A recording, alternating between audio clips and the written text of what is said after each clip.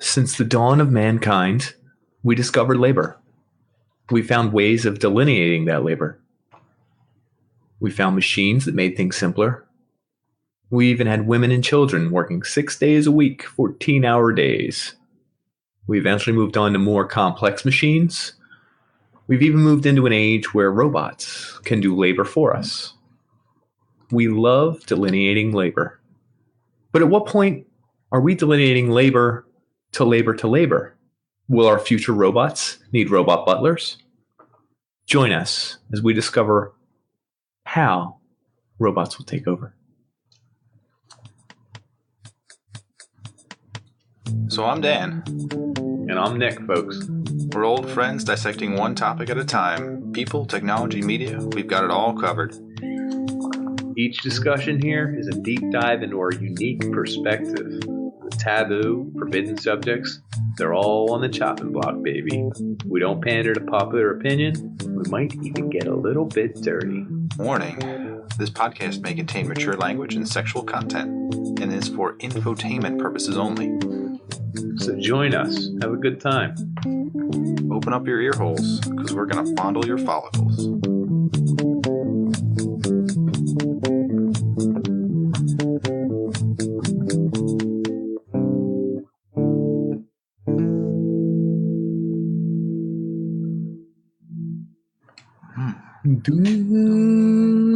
I'm trying to catch the note. I don't think I'll ever catch it, but Yeah, we're talking automation, mass production, bahding, and revolutions, industrial revolutions tonight. Heck yeah, my favorite one, actually. Yeah. So I wanted to bring how did it all start? Sorry. Actually, let's talk about our last episodes. Yeah. Any corrections? We talked about personality types. The one thing I did find was that I said something about my personality type and the female comparison. So mine was like a 2% in the population.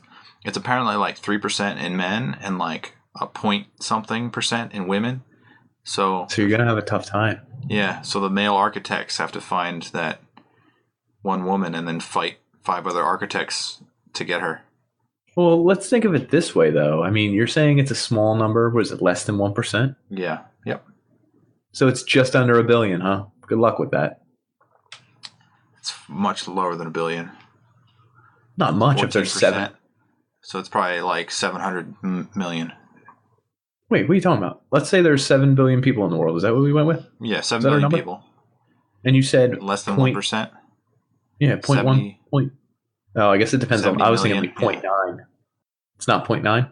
No, 0.9 would be like over 10%. You're bad at math. No, 0.9 billion of 1. Yeah, 0.9%. I have no idea what you're talking about right now. You need a calculator? You want me to pull out a calculator? I'll do the math. You tell me what to do. Math.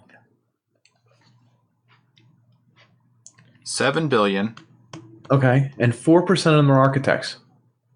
I said 3%, but 3%. Oh, okay. I thought you said 4. Is how many people? 210 million people. Okay, and 1% of those? No, it's less than that. 25%, isn't it? Did you say 1 to every 4? I'm confused. It's like 1 to every 5. Okay, so 20% of that now? Yeah. Okay, so it's fine. I thought fair. It's in the tens of millions. Fine. You still have a lot of people to pick from. Like a ton. If I lined up that many people in a room, you're telling me you couldn't find a mate? Just saying. Somebody. Yep. Somebody. Anyway, moving on. In the personality episode, I said something about myself being conceited. Mm-hmm. Untrue. I'm actually perfect in most categories. So. Huh. We'll work towards it. I'm trying to build something here. I'd like you to join me on my campaign, but anyway. I was curious about like the ratio of women and like who actual pairs were, because it didn't really make sense. And it turns out that my architect pair is perfect for a campaigner pair. So horoscopes may be accurate in this case. Ooh, we got a little heart drawn around. Yeah, a little magic. I'm not going to do that. No, it takes too much time. Sparkle in our eyes. And then I have this serious question. Mm-hmm. If two T-Rexes were having sex, what would their arms be doing, and how creepy would it be? I don't think as creepy as we think, because I'm more creeped out by what their tongue's doing. Oh, that's a huge tongue. That thing's probably like a slab of granite. Yeah, just slap it right on top of there. Woo! Yeah, I'm not as creeped out by the tongue or the hand. You don't have like a little hand. No, it's not that little. It's not like it's like literally like this far off the arm. I mean, it probably looks huge compared to you. It's probably sticking out a couple feet. You know, I don't know, foot and a half. Maybe, I don't know. Like if you just had the hand caress you, like right it would cover your face. I'm pretty sure. Gentle T-Rex hand. The gentle T-Rex. I don't know. Making love in the weekends. Just a little song I bring here. All right, so let's talk about the Industrial Revolutions. So the very first one. Let's talk about labor. It sucks, right? Oh, yes. What did we do before that? What did we do? We made baskets to carry our berries. Because do you know what they did before that? Yes, we did. They used to have to carry each berry hand by hand back to the shelter. So we created something to hold more berries, and that was the beginning of labor delineation. Did you know that? I did not know that. Look it up, folks. So you're saying they spent all their time gathering and eating food, growing food? Yeah. Agricultural focus? Yes. They had no time to do anything fun? No. It was all work. That's terrible. I mean, you can look at cavemen today. They just ate and procreate. You're talking about yourself? No, I was just going to say they're all dead. Actually, was what I was getting at. They're extinct. Future episode. Are they really extinct? If they just, I guess. Yeah. Well, do you know? We're going to get into this in the extinction episode, but it seems like you're not 100% aware of this. Did you know there were like 2 to 3 different strands of? They all boned each other, and then somehow we came out of the mix. They could. Okay. No. I think only one was the king, the dominant ape man thing. Hominin? No, I forget which one. Australopithecine? No, that wasn't the big one. That was one of the ones. That one used to bang for fun. Stick that one in your little fact book, folks, and check it out. Australopithecine banged for fun. I'm really not sure what a Google will result in, but I don't click the images. Yeah, that's like I fact checked you on the dolphin. The dolphin experiment where the woman had felt like she needed to... she gave it fellatio. Was it fellatio or was it handy? She didn't really specify.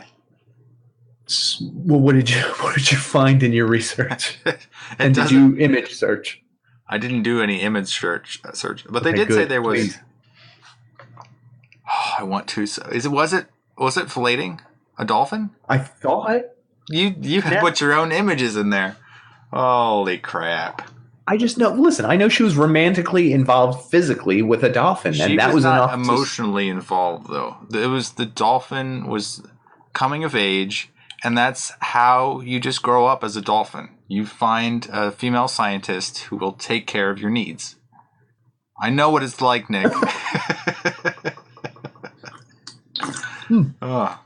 Moving into labor, before we derail the whole episode. That woman's name is Margaret Howe Lovett. That's crazy. There's something on Panderdan does that... It bothers you? Fun. Yeah, it's like I liked it more when I didn't know her name. I didn't know how old she was. I had this image in my head, and it was like it was kind of beautiful, kind of disturbing. And Dan's like, "No, actually, she was 59, and she gave it candies on Wednesday." And he's like reading facts, and it just feels it doesn't feel as good as when I imagine it, this grandiose relationship, a blossoming, a love between a dolphin and a woman. And she's a beautiful woman in my mind. I don't even know what echolocation noise. Oh man, I like all that stuff, but Dan's trying to ruin it by fact checking too much. Whoa, wait a second. Wait. Oh no. I don't like goodness. it. There's footage. Why do we always end up here? Not always, but okay. I'm sorry. I just labor. There was folks. There was an attractive woman doing Okay, never mind. I shouldn't have looked at the images. You're correct. Don't look at the images, people. That's not a good place to be. You'll get curious. It's something. Doing What like the heck is? Okay. I'll have to look at these later. Is the blowhole anyway? For research. Research for a future episode. Funded by NASA.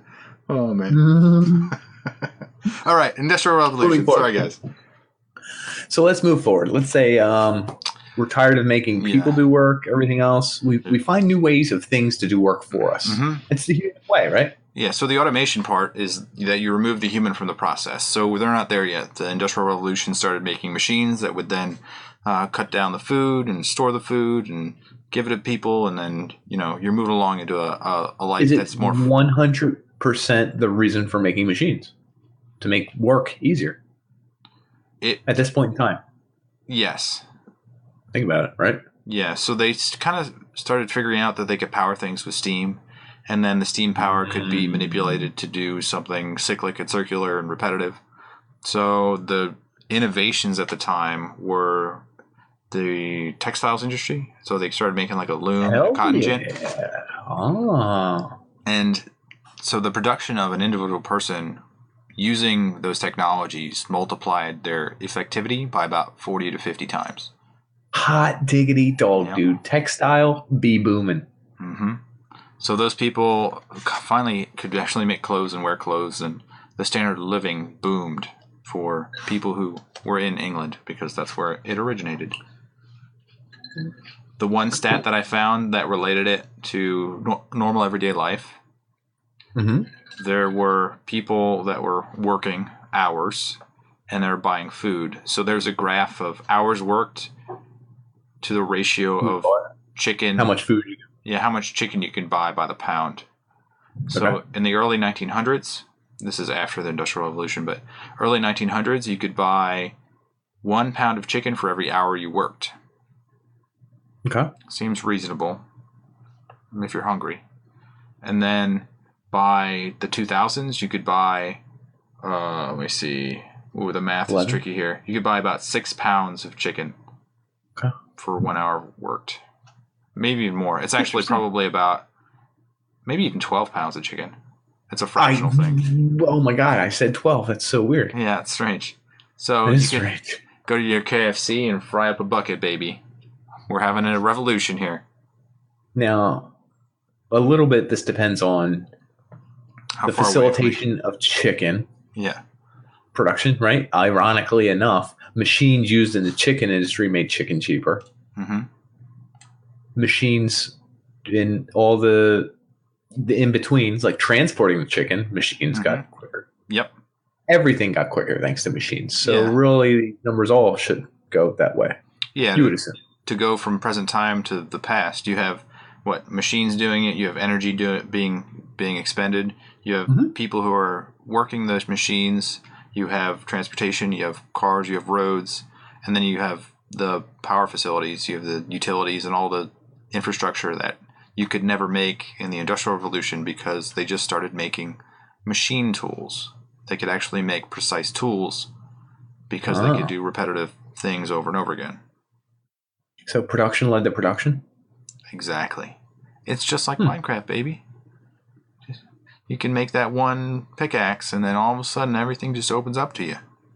So now you can make 3 different tools, and then from those tools you can make 3 different tools each, and then from those you can make 8 different byproducts and tools, and then from each of those you can make a subsidiary tool and a subsidiary thingy-majiggy, and that's a technical term. And who's a majig? I mean, really, all mannerisms of thingamabobs up here.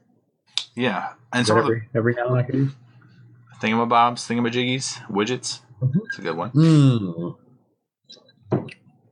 Oh, whatchamadad? Thingamadoodle. Oh, I missed that one. Gotcha. You did.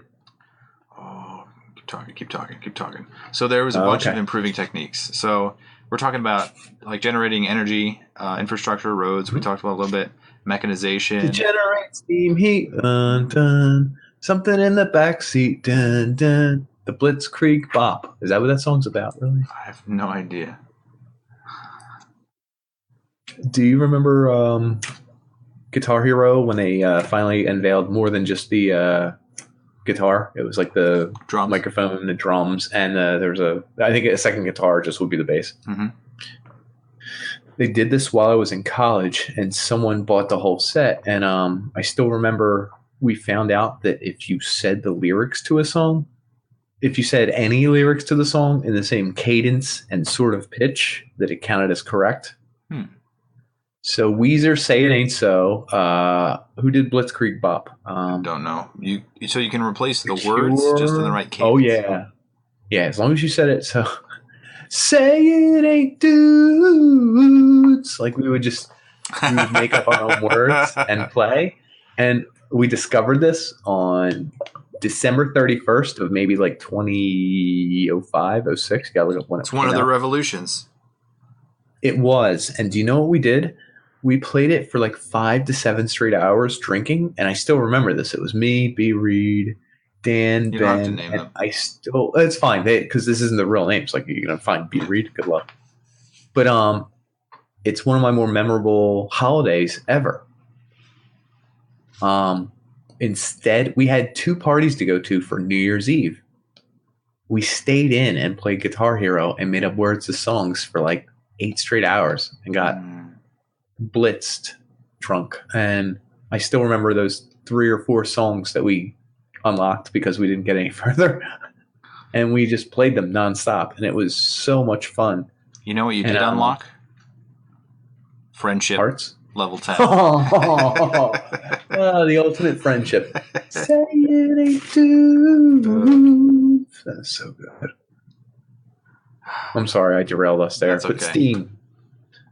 So Steam was a big one. That's like the thing. What's next? Yeah, well, they made the engines like portable, so they made it so that you could actually move it places and then make it so you could build a factory around it. It put out enough energy so you could move tools with it.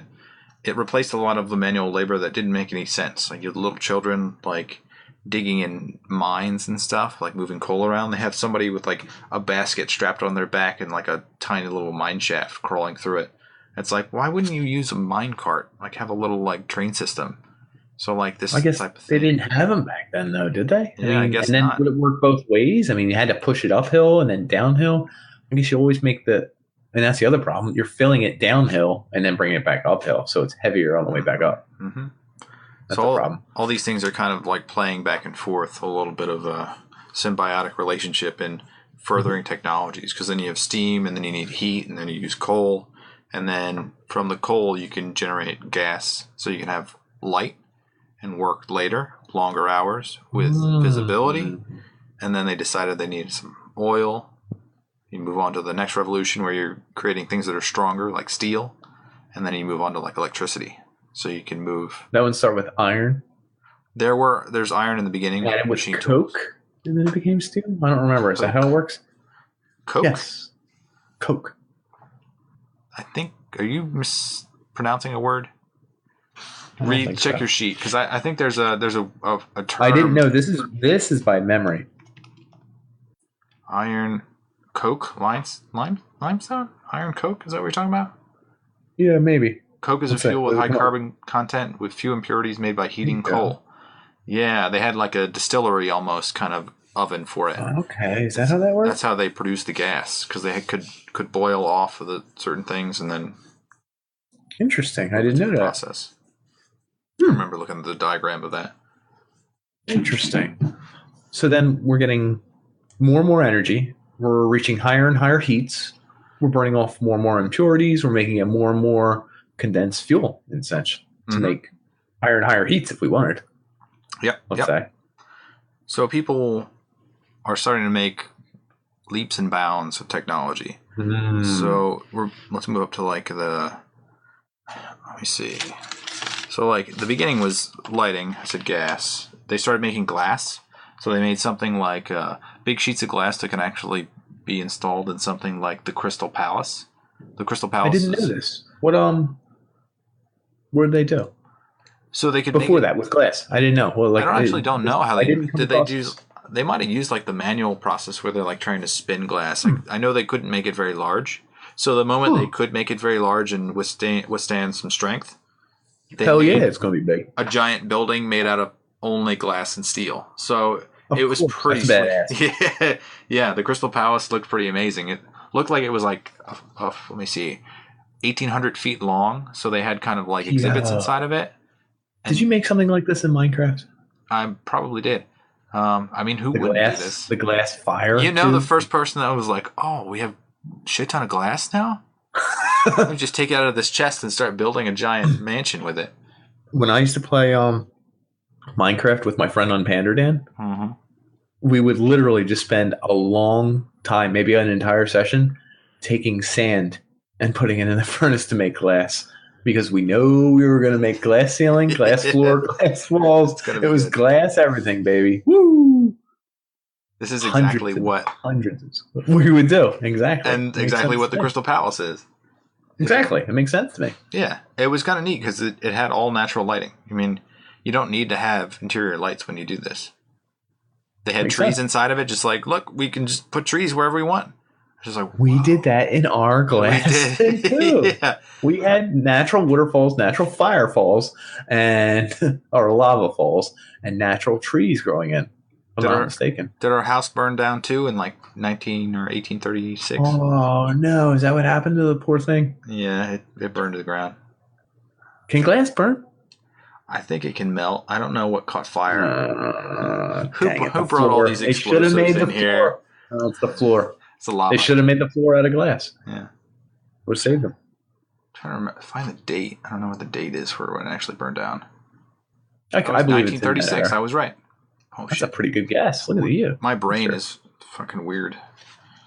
Okay. So they made glass. They started making paper so people would get more educated.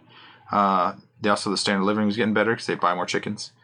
Food, mines. You could do other stuff. And then transportation. You got roads and cars. Transportation, I think, is number one. Yeah, they. I know you didn't put it number one, but I think transportation is what changes. It changes the urban dynamic, and people can now travel to these centrally located factories, which are producing a massive amount of goods, making it so that other people can buy more stuff. They get more money because they're working in a specialized field, and then it just churns and churns and churns, so people can buy more. It feeds itself. It's cyclical. Mass production, baby. Did you know highways are built a certain way? Yeah. Did you got it? I feel like you got the stat. Yeah. No, I don't have the stat. Why? Oh, there's a stat behind it. I saw a YouTube video on it, and I was like, wow, that's really interesting. Yeah, there was a certain grade, and then like the machinery they used, and then like the sizing of the pebbles and stuff. No, I wasn't even going there. I was going with how the planning happened. What was the plan? There was no highway patrol planning. There was no centralized figure that was in charge of highways. There was just a group of people who would push how they wanted it built. Huh. And there's a lot of money exchange as to where the highway ramps and things were placed. Now, of course, the people with the most money fought the highway out of their area. The people with the poorest areas. That's why when you go into most urban cities that are built in the 1920s and beyond, like nothing that was built, like nowadays it's different. But back then and beyond, the freeway would cut through the city and it wouldn't touch most of the city, most of the urban area. It would be, they'd touch you down in a poor area because the overpass, the whole 4 lanes. Yeah, you could crush it, dude. You could put down whatever noise pollution, physical pollution, all the cars coming off, eyesore. And then, at that point, they're 6 blocks away from where they need to be. But those people were the ones that also couldn't fight it long enough legally.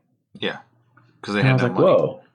Right, and then it would just go out to like somewhere in the suburbs and be like, hey, back to your home. And I was like, oof, pretty dark. America's freeways, baby.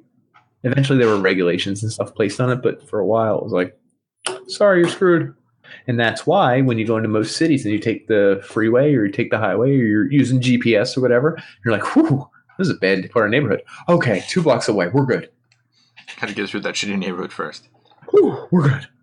But so they didn't like the highway being there, but what are they going to do? Exactly. Not to be a downer or a sideway, just wanted to bring it up. I mention it. So that brings us to Henry Ford, who everyone should probably know. Ford Motor Company. Oh, Jesus. I'm thinking of a different Henry Ford. Oh, yeah. My neighbor down the street. No, this one, the car guy. Yeah, the car guy. Car guy. He's the one who started assembly lines. I don't think he wants to take credit for it. He just said it's like logical to do. Model T. Yeah. Which actually took up like 60% of the domestic market when it actually came out. Like at its peak. Did it? Yeah. Ooh, it's pretty impressive. So what did they do before the Model T? Does anyone know? I don't know what was. I know there was a few. I read like. Was there like 5 cars you can get, but like they were all like you had to wait like a year to get it or something? I don't know. I'm kind of curious. We'll come back to this as a clarification. Correction for the episode. I'm just bringing up some insight for the people at home. Yeah, what kind of options did you have in 1906-ish? Yeah, power windows or no? Nope. I don't think they haven't had windows that could roll up and down. They had the windshield though, right? They had the windshield, and I think they had like a little thing they could close. I don't even know if you could. Sweet. Yeah, the little fabric thing. That's sweet. I don't even know if they had like brakes. I think they just let off the gas. Here's my question: you get a Model T, like you go out on the roads, like do you just want to tear ass around all the horses you see? Probably. You gotta put that bad boy to use, right? Huh. And what did you do with it? You could visit your friends; they couldn't visit you. So, a person with the Model T had all the power, right? I guess you'd be giving rides. All your friends would be bumming rides off of you. No. You're not giving them rides in that. How many could it hold? 4? Yeah, I think you could hold 4. You pass a doobie around in a Model T. Can you imagine that back in the day? Like, man, hit it. And then, did they have any way to play music back then? A music box. Someone turning a music box. Oh, are you checking out some Model T stuff? I'm curious how many people. Oh, God. It looks like it's someone only in the front. 2-seater? 2-seater, yeah.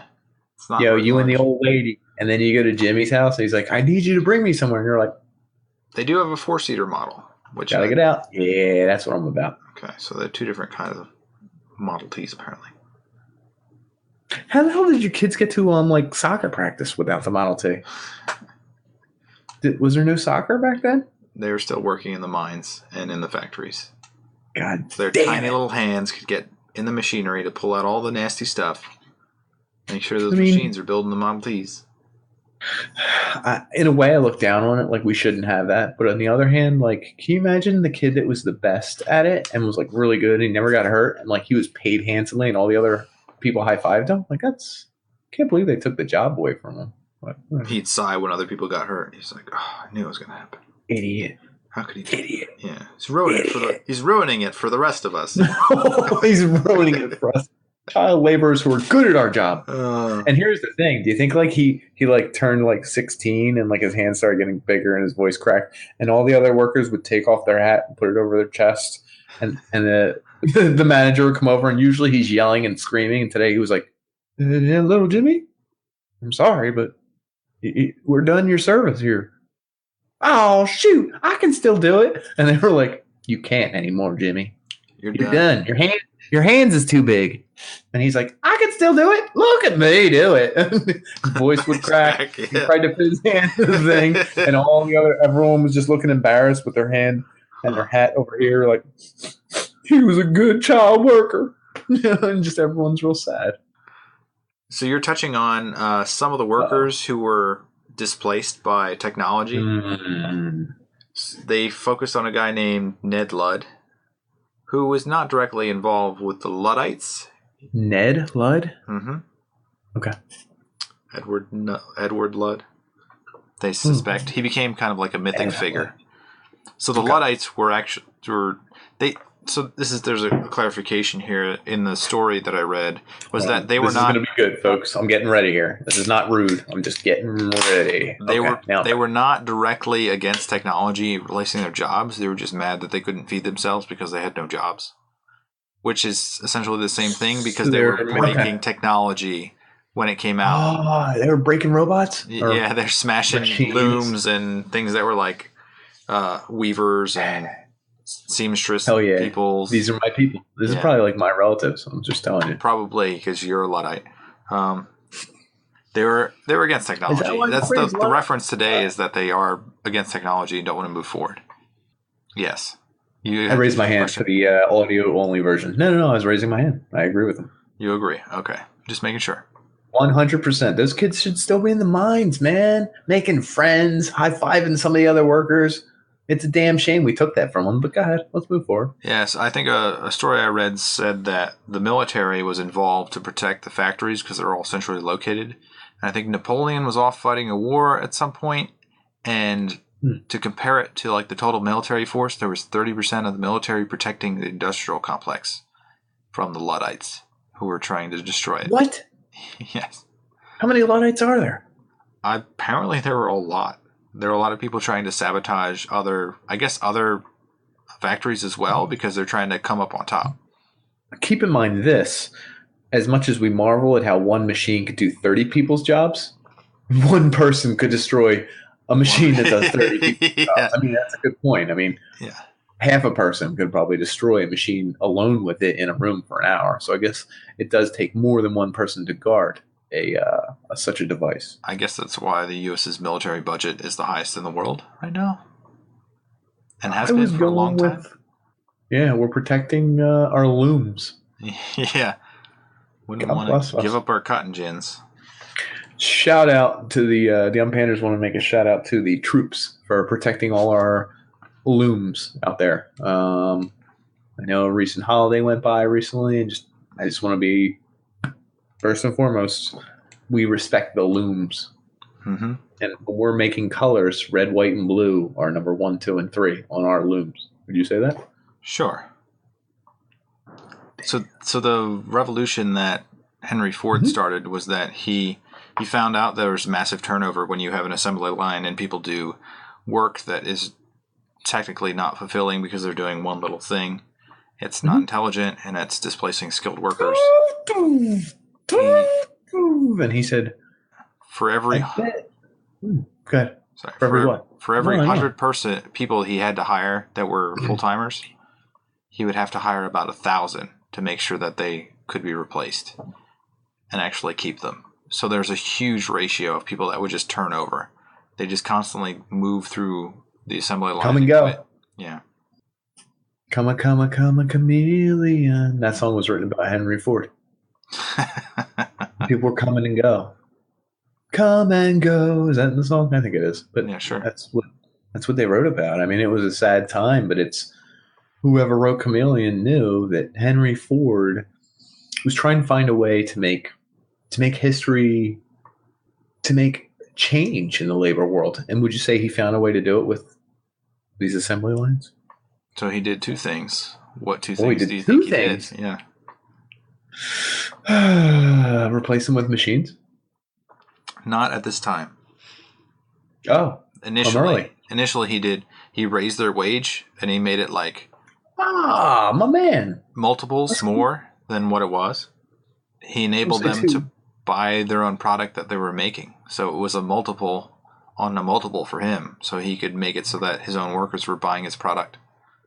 But also making more, obviously, because now more people are buying it. Yeah, and to retain more of them, he changed the work week. So instead of 6 days, 48 hours, it's now 5 days and 40 hours. Which a lot of people claim you could probably work only 3 days and do the same amount of productivity. Are you talking about someone famous? I think someone famous mentioned this later. Yeah. The Moose. We can get to him later. We probably will. He's crazy. I think we will. We can skip quite ahead. So the next revolution is the third one, which was computer and automation, which was very recent. It was. What year-ish? I would say that kind of began in what? You said like 1980s? But what? It's called I didn't come across it as a revolution, which is what's catching me. What was the revolution? Where did something change eternally? Like no more do we have registers punch out not the right number for change when we hand them a 20? Like a lot of the machines prior to our digital revolution were analog or mechanical. So you have devices now that you can reprogram pretty much at will and then make them do very defined tasks. Plural task. I understand.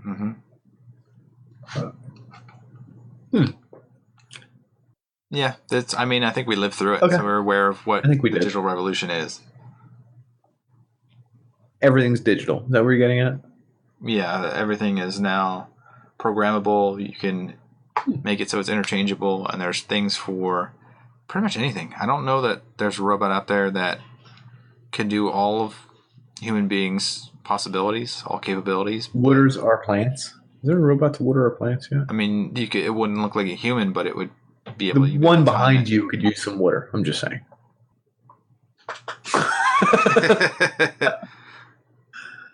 I don't know. That would cost money. Which is a big problem with robots, isn't it?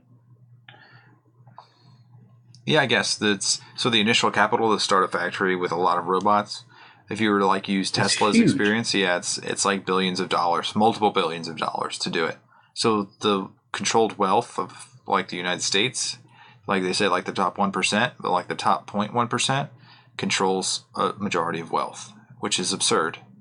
It's like the ability to build these factories that then control the future. You can do what Henry Ford did, is that you set your own price and then sell your goods to your own people, and boom, you've just dominated the whole world. Boom, folks. What I find is that a lot of these things we were talking about are I'm trying to find the right wording here because we're talking about automation and a transition to a new. I'll make it really relative. Stage. Go ahead. We're on computers now that are connected through a network of things that we don't see. It's all digital. We get video, we get audio, we can record it, we can save it locally, we can stream it to 8 different places and then share it on media. It's all like relatively free and cheap. Yeah, unpanders.com. It's pretty incredible. So this stuff we just kind of grew up in, and you can't even imagine going back 200 years where you didn't have lamplight. You didn't have paper to write everything on. shuts down after 6 p.m. We got no lights. You don't have any like. You mean bring a torch? You don't have screws or anything. You don't have a screwdriver because they didn't machine it yet. It's like how do you make? You can't make your own nuts and bolts at that point. It's just nuts. It's just incredible. You want to talk about it? I know you do. You're waiting for me to proclaim robots of the future. I'm not. What I'm saying is for everything we do, there's a trade-off. For everything we make with a bunch of screws and a set design of places and set points for screws to go in and that we can use our screwdriver. IKEA an furniture. An item of the exact same design, a chair before this IKEA chair, was probably made 3 times better. It probably cost 4 times as much, though. Whittled away from a large tree trunk. Even if it was, holy shit, that's better than anything from IKEA, right? It's more durable. It lasts you a lifetime. 100%. Do you need that? There's a reason. I didn't say you did. I'm just I'm making a point here. Yeah. There is a trade-off for everything. There's a trade-off for every single transaction we make in life. For every action, there is an opposite but equal reaction, I would say. So when we talk about stuff being easier to make, stuff being cheaper, 99% of the time, it sucks more. It is limited. I mean, to a degree. If I said it sucks 1% more, but it's still very much usable, it still sucks more. Would you agree? Which is worth the trade-off. I wouldn't say it's not worth the trade-off, but I would say it sucks more. Do you have a I know you want to argue with me. No, we're going to get to one real later on how machines are the worst at. They did a thing with God damn, we're skipping right to the end here. I'll get to this later. No.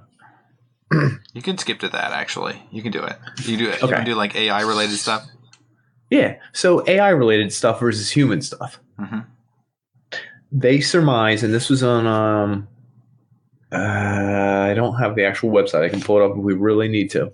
But the AI has taken over advertisements on our Facebook, everything. like it's judging what you like because of what you've done in the past, and it's providing you something it's using an algorithm, and it's going to figure out what you would probably buy.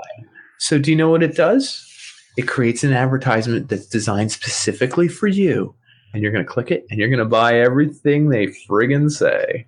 Except AI, robots, computers are actually really bad at this. They hear what you say, and you might say the word sweatshirt, hoodie, whatever, and they'll show you some hoodies. And you're like, that's weird. I said hoodie. And you will never click on it. In fact, the success rate for Facebook is close to 0.9% of all views result in a click. Of those, I couldn't find the actual information that resulted in a purchase. Probably 0.9% of them. Interesting. But, well, interestingly enough, it's probably really cheap to send out those ads.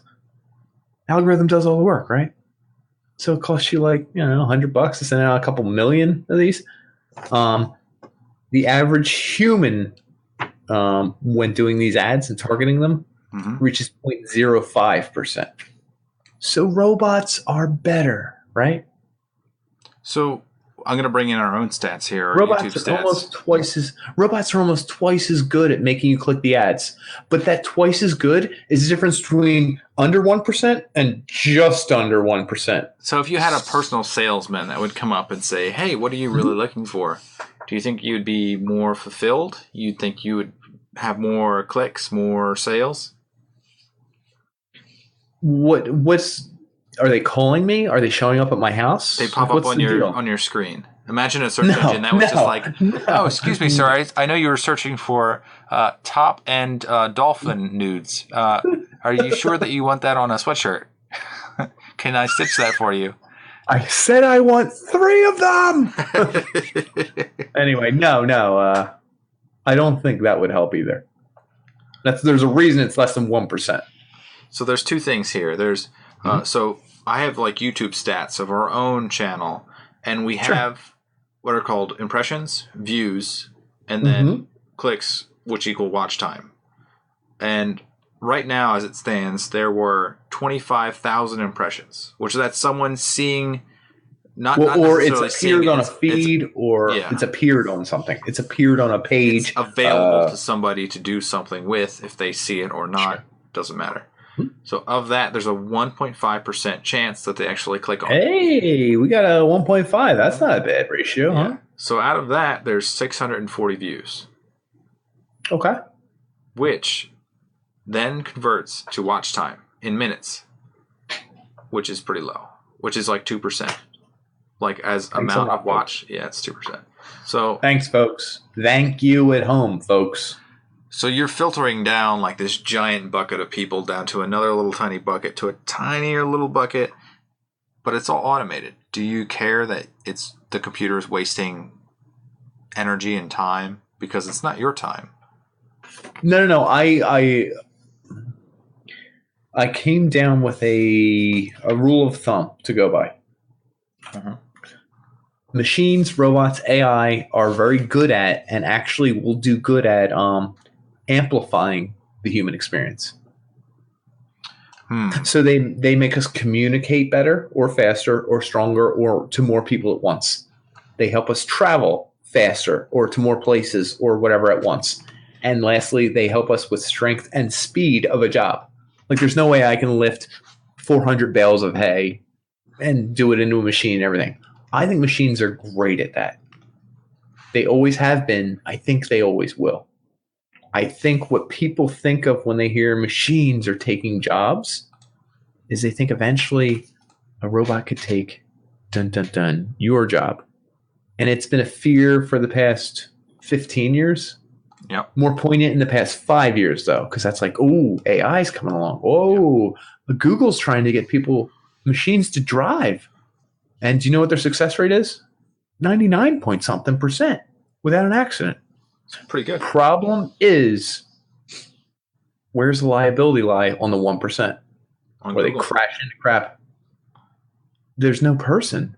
There's a crime being committed. What happens there? You killed a person, Google. Who goes to jail? Well, it's a robot.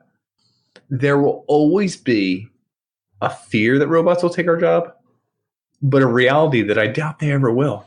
But what if there's a fewer percentage of accidents because of it? I think it's a good idea, and I think it's a good tool. I think it points us in the right direction. I think machines and robots and AI help point us in a direction and help guide us.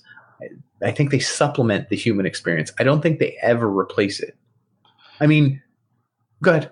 So one of the things I read about in, I guess, factories is that they have like PLCs. So they have programmable logic circuits, which are like set boxes that do a set task. Whatever you want them to do. Same thing with like FPGAs, which are field programmable gate arrays. It's like a set logic on a set thing. So it will take care of the monotonous stuff for people who are operating a large plant, per se. But when those things fail and the person who's operating it hasn't done those tasks in a long time, it makes them almost incapable of performing those tasks, even though that's their job. That makes sense. They haven't done it in so long. I mean, it used to have 60 people doing this job. Now you got 2 robots doing it. If one or two of the robots goes down, or there's a virus or a programming error, well, now you don't have 60 people who are willing to do it. You have 2 or 3 who kind of know how to do it, and they haven't done it in so long. Yep, they have to remember how to do it. Also, the criticality of tasks that those people have to do is much higher. It's the tasks that humans have to do because it's so important that a human is involved. Yet, those people are not as involved in the whole process. And they're not as attentive when it comes down to the criticality of it. So interesting. It's almost like you would take it kind of lighthearted because it's your only task. It can't be that difficult, but it's the most important one. It's the one that they wouldn't give to robots, but they'll give to you because you have intuition or logic or something. I guess. Well, I actually would agree that you have something. So there's a website. What is it called? Will Robots Take My Job? Maybe actually, I didn't write down the website because it's so common. I think it's Will Robots Take My Job, right? This is an interesting website. Yeah, that's exactly what it is. It's called Will Robots Take My Job. Google it, and enter you can type in your job description. It'll start to type and then finish it. What do you want me to put in my job or your job? Do yours, because I actually wrote down a couple that I have results for you. I don't know what yours might be. Project manager? Something really I'm going to put stupid name. Rocket scientist. Be careful with that. Aerospace engineers. Let's put that one. 2% chance that it's going to take over my job in I'm totally safe. Wow. That's pretty good. Let's put in your job. What's what would you call sales management? I don't know. Tile. Let me see. Retail salespersons. I'll just put you in that one. Sounds pretty lame. Retail sales could be something boring like toilet paper. That's true. Which I think is very replaceable. I think the current job I have is kind of like you can't. I tried to put marble in there, but I'm going to call you I'll just say you're a stonemason because that sounds cooler. That's not it at all, but that's awesome. So if you're a stonemason, there's actually, 89%. What is this? All right, so check this. So hold on. I found the highest and lowest numbers I actually could. Although, yours is actually 1% better. Wow. So arbitrators, mediators, and conciliators are roughly 4%. Actually, what did you say yours was? Aerospace? 2%. Oh, anyway, the lowest number I found was arbitrators, mediators, and conciliators. They're like a 4% chance of being replaced by robots. Aerospace engineers have a 2% chance of being replaced by robots. I thought about this actually. Is that the highest number I found? Do you know what the highest number I found was? Of being replaced? Yeah, no, I hit random until I found a high number. It was pattern makers, especially in wood. Because again, a machine could find the pattern and just cut the wood in a certain way. 91% chance of being replaced. I was thinking about this for like AI. It was like one of the most fearful professions is probably like, let's put in like doctor. Burger flipper? Try burger flipper. No, try burger flipper, dude. Food server. That's retail, isn't it? Food server. So like waitress or waiter. Waiters and waitresses. Yeah, 94% chance that you're going to be replaced. 94, that's higher than this one. What do you think the highest number you could find on that is? It says you are doomed. I know, that's what it said for the pattern woodmaker or whatever. Highest percent for what? What do you think the highest percent we could find is? I'm kind of curious what like trucker, because that's the one that like causes the Yeah, most. that's a weird one. That's Freight stock and movers, material handlers, 85%. But that's eh. by hand, so that's a little lower. I don't know what is. Do you know what the highest one is? No, I literally clicked random until I came up to 91% on pattern makers wood. I didn't even come across the 94% you came across for whoever that was. What was that? Waiters? Okay. Yeah. What about Burger Flipper? I'm telling you, is Burger Is Flipper Burger an Flipper a option? literal thing? Yeah, I don't know. If it is, that's like 100%, right? So there's the factory side of it, which is meat, poultry, fish cutters, and Nope. trimmers. Yeah. What's that at? 94%. Damn, we can't get anything over 94. We want something that's like 99%. But anyway, go ahead. So I thought about this when I was at jury duty earlier this week. If you had an AI that was a lawyer and that was your public defender, it would probably act better than a normal public defender. I'm giving it a 0. I'm going away from it. Yeah, I'm going. You don't away think from that? it. Oh wait, then a public defender? Yes. Yeah, I guess then a free one. Yes, it would act better than a free one. I think because a free one would have human elements that would mess up. I think a good one that gets paid. I'm going with the good one though. What was the ratio? Like a normal public defender has like over 100 cases at a time. Right. At that point, yes, I 100% agree. Yeah. And imagine an AI that could pull up a specific case and look at the from 1939 and give you some. Yeah. Or tell you that like certain things don't apply because you did this. A, B, and C. Thumbs up. I just don't think it would actually be able to find things that actually relate, because it would be like, this person was a chicken cutter, this person was a barber, this does not relate. Like, I feel like machines are extremely limited if we don't give them all the inclusions ahead of time. So part of what you're touching on is called parsing and lexing. So there's like a program called Antler, which was another tool for language recognition, I believe. Mm-hmm. And the whole goal is that it would parse these like sentences, normal human sentences, and make it so that you could understand the connections between the different words so that you can then extract understanding. So that's your whole goal in what you're saying is failing. If you could understand human speech and a computer could then take that and process it and then respond back to you. And some of these programs do it, but not to a level that I believe they fully understand it. I don't think they'd be good at it because they're parsing speech that's from the 1970s, let's say. Like if we're looking through a stack of information that's really old, there's no way anyone has had the time or ability to incorporate all the language everyday use and colloquialism from 1970 and how they might apply to language now, especially because that program is probably at least a year old at this point and has not been replaced yet. So I would just guess. If you were looking at laws from the 1970s and deciding whether they apply or don't apply it, would a computer really be able to understand whether it... I don't think they could. I think they would on a basic level, but if you were comparing a burger flipper and he ran into the same crazy occurrence that a lawyer in Detroit did back when he was, on a parole board serving for a guy who was committed for double murder, but it turns out you can't be tried for the same. Like, there's too much work going on for the robot to look at. In fact, he would probably skim over it. Yeah, there's a fixed knowledge that I think a robot would be able to look up, but if there's logic that is outside of the normal processor, outside of anything that ever happened before, a human being should be there to be able to figure it out and then lead the case to wherever it needs to go. So will a robot replace me? What is it called? What is that website? I just closed it. You can't remember? Will a robot take my job? Okay, will a robot take my job? Robots take my job? Will robots take my job? It's a cool website. Everyone should go there, check it out. Type in your job, see if you're going to replace. And I thought, damn, it's cold, it's ruthless. Like, this is like the future we're all afraid of a little bit. Except that at the bottom of every page, they talk about the book they're selling. It's called Robot is the Boss, and they're selling it for X amount of dollars, and that's the whole reason for the website. And I thought, I found a 1%er. Hydrologists.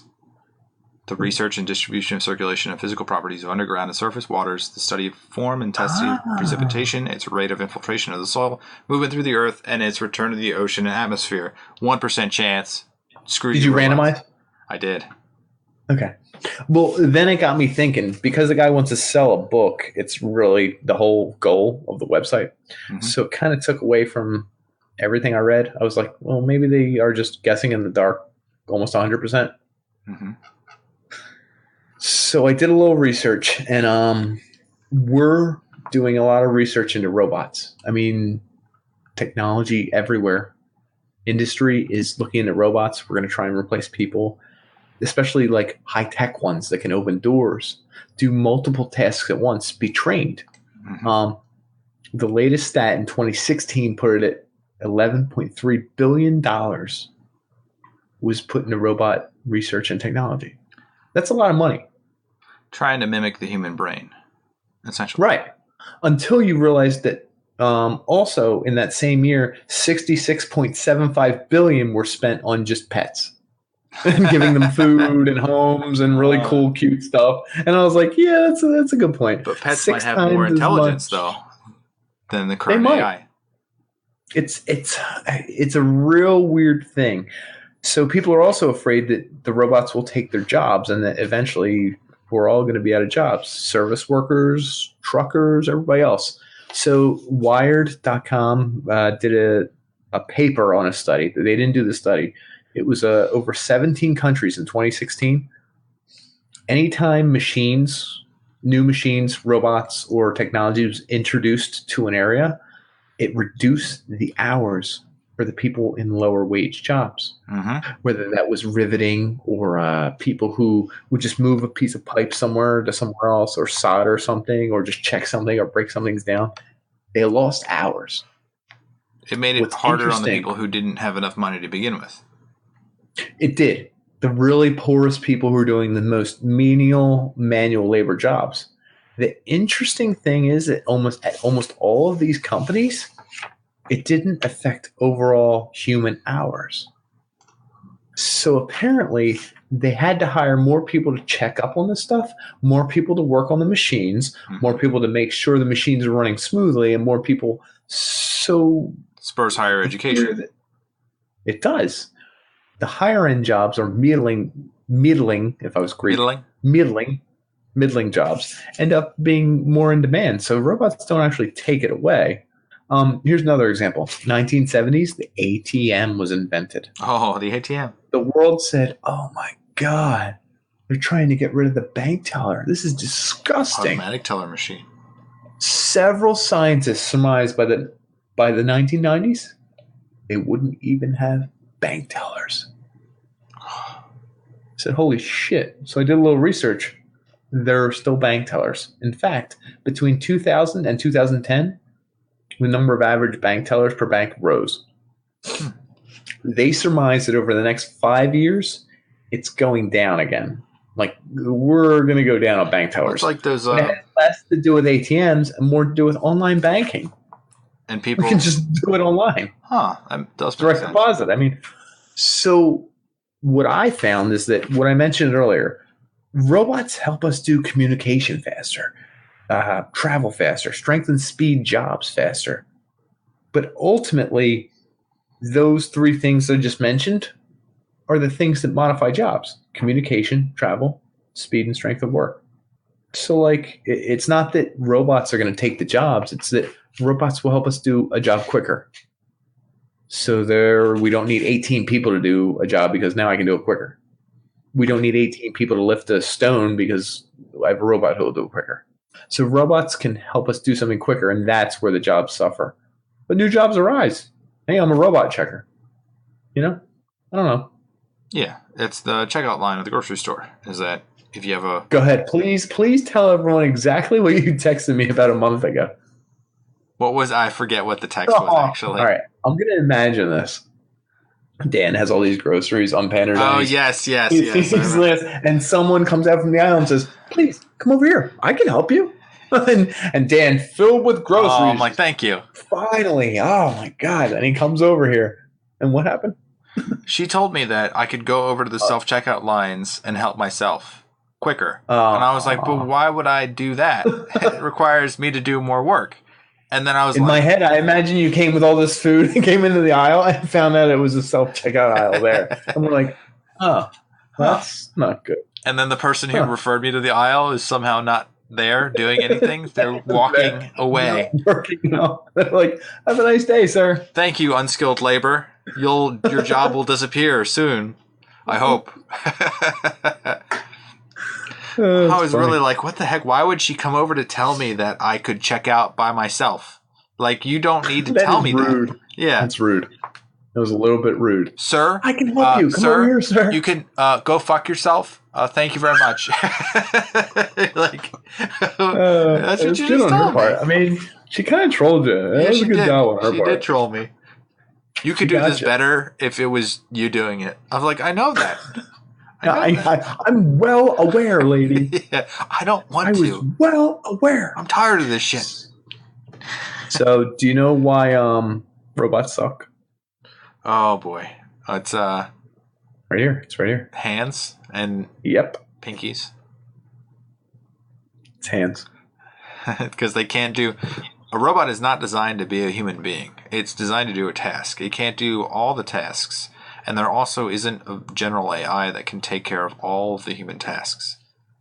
This man went into general AI, multitask use of the hand, not creating a robot to be like a human because we don't want human replacements. That's a good. He touched on all the points. Triple threat. So robots suck because they don't have hands. I mean, honestly, the craziest thing is we've had hands for, as long as I've been alive. So at least 20, 30 years. And we've never been able to recreate a hand, really. The funniest thing is when people create like a robot that can hold an egg, and it's like, and it picks up an egg and moves it and places it in a bowl without breaking it. And you're like, that's the craziest thing I've ever seen. But really, the robot just was told to pick up an egg at point X and place it in Y without breaking it. I mean, I could teach my goddamn 2-year-old to do that. Like, you know what I mean? What if I asked you to throw it across the room? Could you do that? No, you couldn't do. The robots we create now are very specific. They have specific tasks. They're built. 17 scientists worked for 6 years to make a robot that can walk up steps. And it's like, whoa, they're going to replace us. It's like, don't ask it to walk straight or do anything else. It just walks up steps, okay? So I will counter you. Yelled at by its. I'm just going to say, it's not going to get yelled at by its wife, walk backwards down the steps, and carry a basket of laundry. There's no chance in hell a robot it has to exhibit shame. Oh, it can't do that. Robots can't do that stuff. But go ahead, count me. Boston Dynamics, who they showed like robots that were communicating and opening doors and then saving people and like carrying them on their back. Hey, hold on, it was 2 robots. The dog who can't open the doors and the dog who had the hand attached to its head who could open doors. Do you know if I changed the height of that doorknob by 6 inches, that robot wouldn't be able to open that door? But you've seen the flea flicker robot, right? The one that can jump like 30 feet? The one that it does the somersault thing? That one? It does like a backflip almost all the way. Yeah. Well, I've also seen that one F up and just land on its ass like 400 times because it screwed up.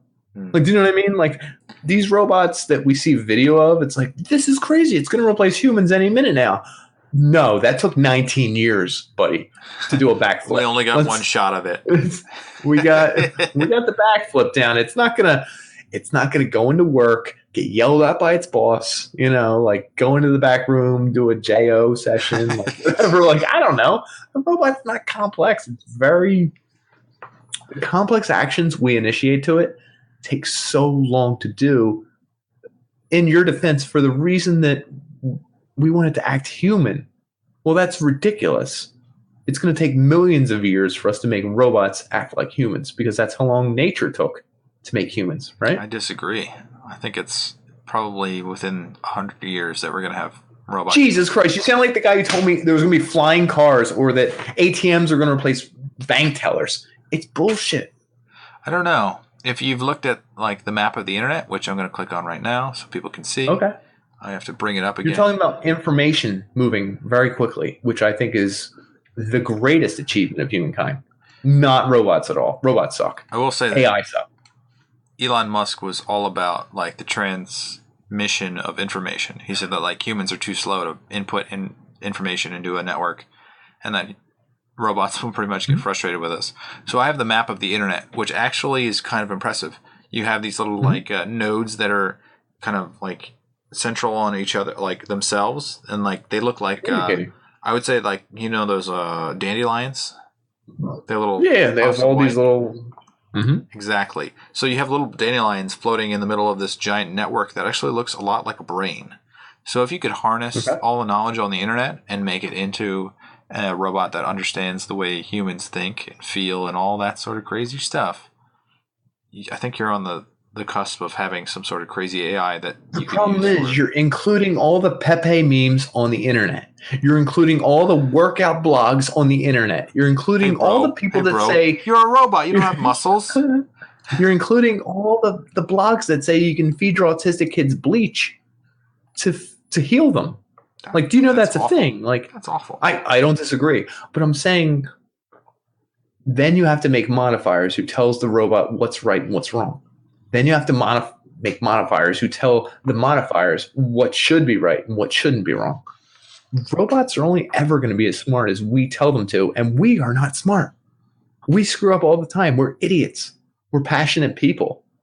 I think you, in a previous episode, tried to show me robot art. It was garbage. It's trash. I think you tried to show me robot music. It was trash. And it took millions of robots firing off accents and research and development teams and all this stuff to make this music. And that's the thing. Humans always have the edge. I'm just saying, because we create robots. If something else came to be that had nothing to do with us, I don't know. I can't tell you. We create robots and we suck. It's not like we're going to be like, we've created the perfect art. We've created the perfect music. We've created the perfect algorithm to seek justice. We don't even know the answer. So how could something we make using all of our knowledge surpass us? Not to mention our knowledge changes day to day. A robot that is strictly dedicated to facial recognition takes our greatest processor, Snapdragon, whatever. I don't know the number. It can recognize a face in any circumstance. Do you know what it can't do? It can't add math while it's recognizing the face. It can't recognize two faces at once. It can't do two things at once. Can you recognize two faces at once and do math at the same time? Oh yeah, dude. I'm always checking out hot honeys across the room. I'm checking out who's walking in the door. I know the smell coming from the back room's tuna fish. I'm like, I know who the hell is making tuna fish in the back. I know I got to close that deal in the next 5 minutes. I got to grant a deal in 40 minutes. The feel of the floor. Do you know what I'm saying? A robot can't do any of that stuff. Robots suck, in my opinion. I think they do one thing really well, and we think they're the bee's knees. I think sometimes they do two things, and we're like, this is crazy. But ultimately, they don't. They literally do what we tell them to do. And then we say there's learning robots. They're my favorite. This learning robot will know language better than you. Try and talk to it. And I'm like, hey, Susie, you're a fucking loser. And it's like, don't use language at me. And I'm like, you're a freaking loser. And she's like, that's not nice. And I'm like, great learning robot. Like, do you know what I mean? There's something. These robots, I can spot a robot a mile away. I spot all these inventions 10 miles away. And they all they look like, they're like, they're not that good. The targeted ads on Facebook, they're not good. I don't think that they could get better.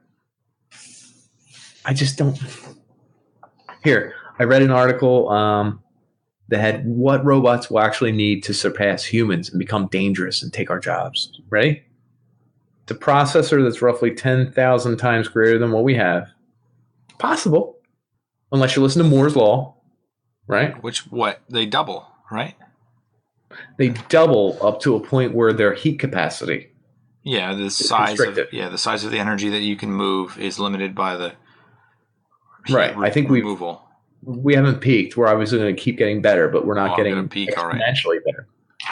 Number two, We need a network that's light speed, constantly across all circuits, whether it's in an individual or across individuals. Where are you getting these stats from?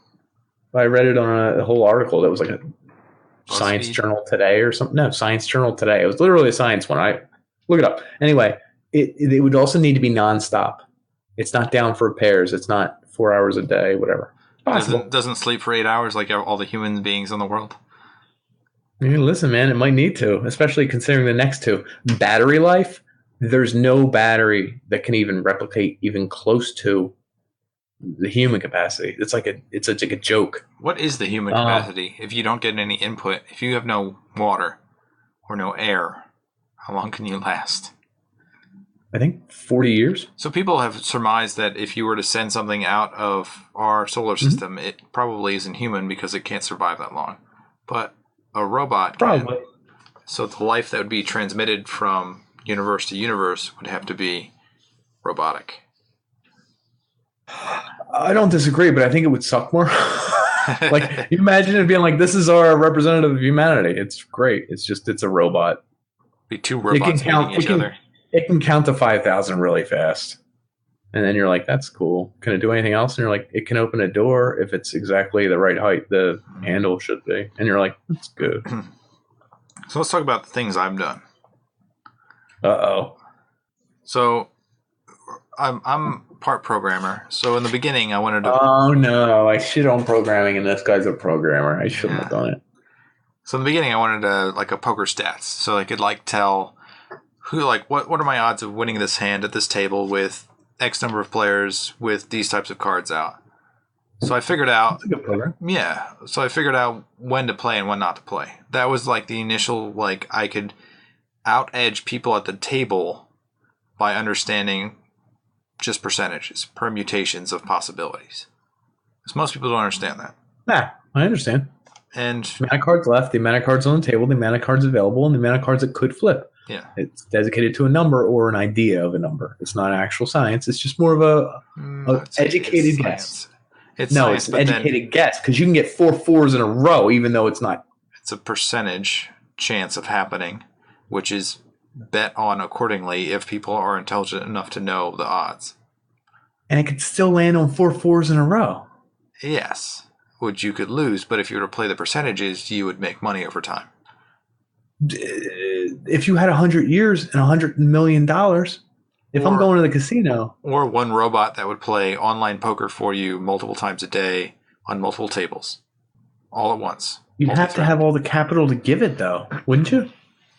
I mean, if it was winning, if you could figure out the horizon where you would make money and you could outlay enough money to make more money, then you could continuously do that. I guarantee there are people out there that had bots that were doing this, making money off of human players that didn't know the odds. And they probably made a boatload of money. You can make some money off of human players in a game. Yeah. But I feel like there's a reason that's not a popular sold item or even a multi-million-dollar sold item. Where are they? There are overlays that tell you the percentages. I doubt anybody that's making money would tell people that they're making money that way because it's frowned upon and it's probably going to get banned, like bots are banned. But they could also make money off of it. They could make Capitalism money says they could make... If you can make money off something, it will sell. Yeah, but do you think people are really talking about it? Would they really bring it up that they're using an illegal method to play thousands of games at once to win? Couldn't you sell that for $10 million if you only sold it to 3 people? If you made it that public, if you showed off that you were doing this, you're also sitting on a platform that is controlled by somebody else who can then ban you or ban the process that you're using. Sure. So if you play the exact mathematical method and are winning, do you think that maybe the company that owns the process is going to say, this is a bot because it's perfect. It's a perfect player. This doesn't happen. So I'll get into my whole spiel here. Is that I've done this for multiple games. So the poker one was just a program to figure out what the percentages were. I've done it for Diablo 3. I had somebody run through a bot that would run through actually on 3 or 4 different characters, and they would gather money. So they'd kill things. They'd pretty much spam the map and walk through the map and then collect all the gold. And then I tried to sell the gold to other people for cash. And they busted me because they watched what my players were doing, which was not human-like, and they banned me on one of my accounts. I had like 4 accounts. I only didn't get the other 3 though. Did you make money on the other 3? I stopped because I didn't have the heart to keep going. It's not a big money maker. Like, I wouldn't have made like thousands of dollars on it. It would have just been like a couple hundred. And at that point I was like tired with the game. I wanted to move on to other things. I could have made money on it if I had stopped running the bot while I was trying to sell the gold that I amassed. And even in that vein, there are games that are set up such that you can't win. It's like I had the best equipment that you could possibly buy because I had an endless amount of gold, and I still couldn't get through the entire game because it was designed to be bullshit. I got mad in the middle of that sentence. Maybe to stop robots, maybe to stop bots. Yeah, because only the bots are at the end. It's the same thing with social media and Twitter. Finding out that like almost 80% of accounts are probably bot related. I'll keep going. Path of Exile. You were thinking about it. Path of Exile. If you played that, it's like a Diablo clone, but it's free. I don't know. Yeah. I also made like a group of things. There were characters that were auxiliary to my main character that would support me as I played through the game.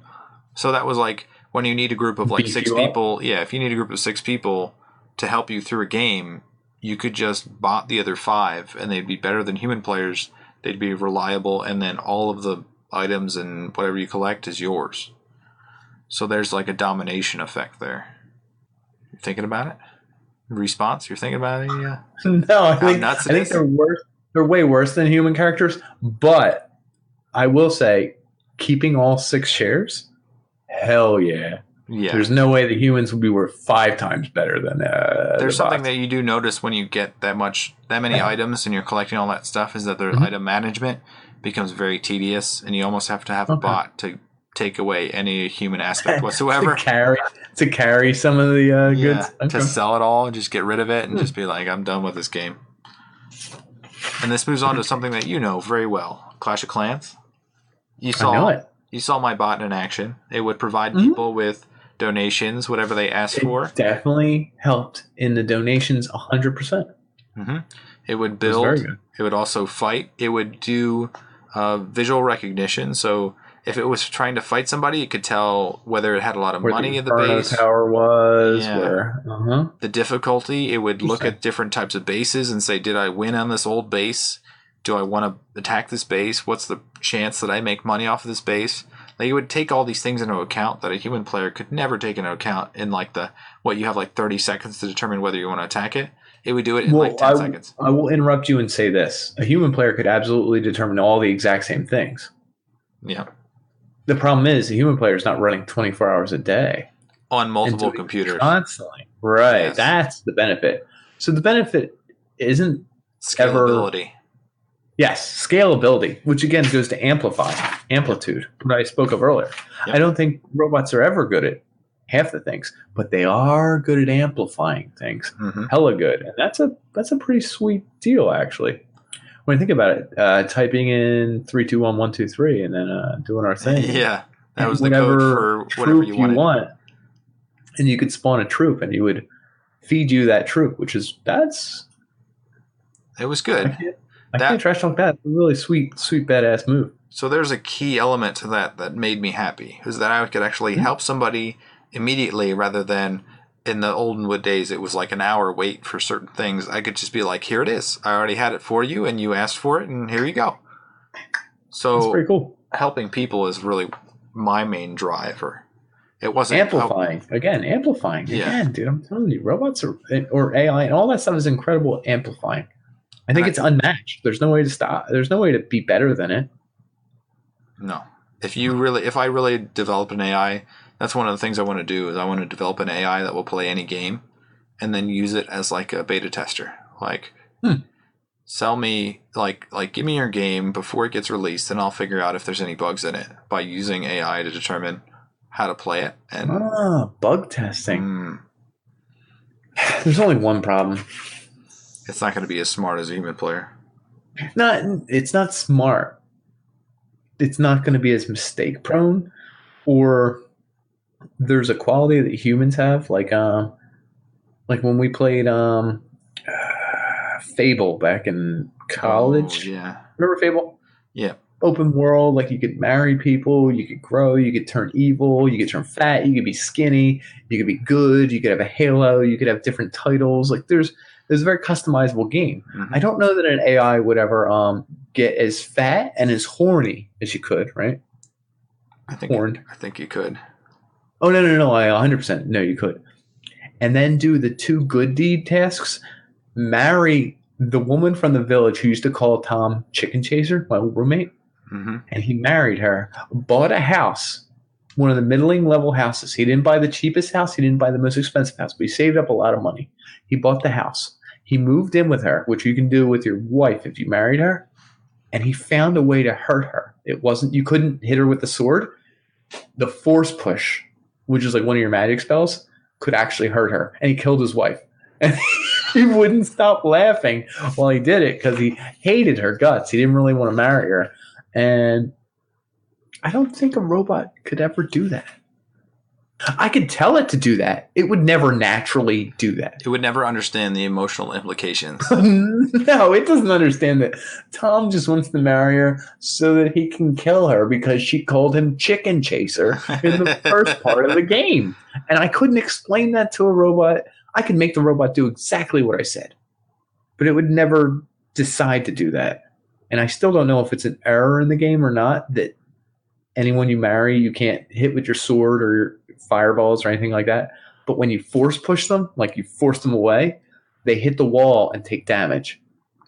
And so Tom's wife took so much damage, she died. He killed her.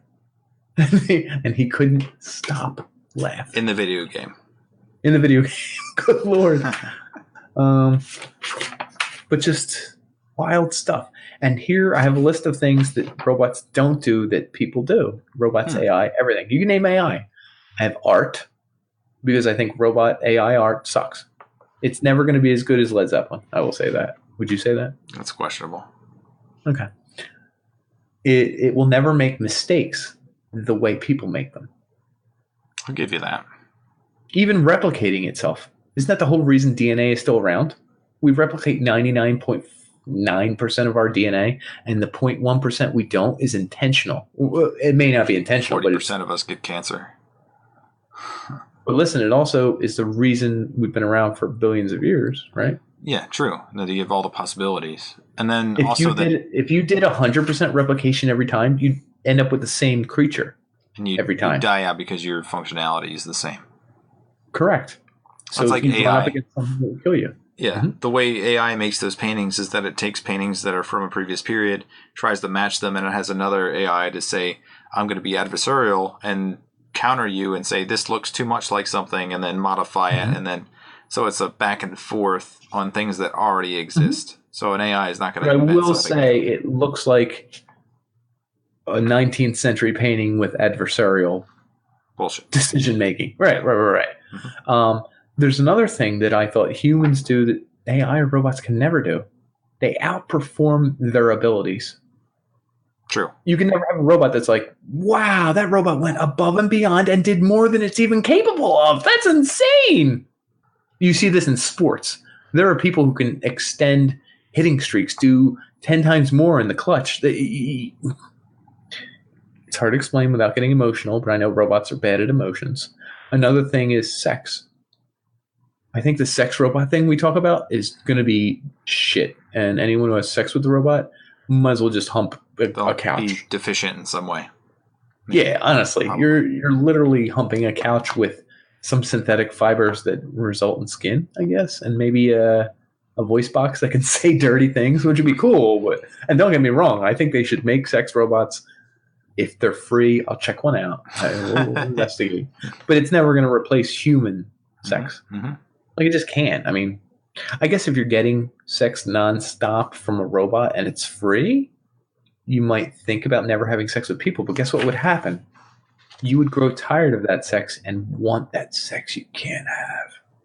I agree. The human nature is that they want what they can't have. If they get something too much, not worth it. Machines and robots can too. And lastly, I want to leave us with one thing that machines and AI will never be able to duplicate: friendship. Oh. And I think that's something. There's never going to be a back and forth like the unpanders. I just don't. I don't think so. Well, this will be on the internet. They could research it for future topics. They're not going to get it. They're not going to get it right. I guarantee many iterations they're going to be awkward, stilted back and forth between robots arguing, and they're going to be like, these two hated each other. And be like, no, they loved each other. So I want to do a little. It's like a beautiful sunset. And there's going to be a robot version of a sunset, but like a green tint around some of the sun. Yeah. And like, they're going to be like, squiggles where there shouldn't be squiggles. Yeah. Too many. Which is close, by the way. Yeah. Close. Just not it. So what did we cover? We talked about labor. That's it. 100%. Child labor. Automation, mass production, bahding, revolutions, machines, machined items, textiles, robots, looms, AI, looms, free time, work weeks, hours worked, work weeks, Elon Musk's 3-day work week. Luddites Elon Musk's. Elon Musk's 3-day work week. We talked about computer why robots suck, why robots rule, Boston Dynamics robots. We talked about friendship. PLCs, FPGAs. PLCs. We talked about there is no general AI yet. We're working on it, folks. Mm-hmm. And robots don't have hands that match our own. Hands which are tactile, manipulative, interactive with robots, and human reason. Okay, cool. I think that covered a lot. Yeah. I mean, my brain, it's just filled, like someone just pumped me full of just nonstop pumped me right in my head, right into your skull sack. Yeah. So, thanks for watching. Well, thanks. We like you, folks. If you're human, or if you're a robot, or if you're an algorithm, we like you a lot. Bellissimo. What he said.